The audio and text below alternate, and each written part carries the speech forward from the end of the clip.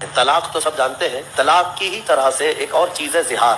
جیسے طلاق سے عورت حرام ہو جاتی ہے مرد پر، زہار سے بھی مرد پر عورت حرام ہو جاتی ہے. وہ زہار کیا چیز ہے؟ زہار کا مطلب ہوتا ہے کہ مرد نے اپنی عورت کو کبھی یوں کہا، اپنے محرم عورتوں میں سے کسی ایک سے اس کو تشبیہ دیا. محرم عورتیں کیا ہے؟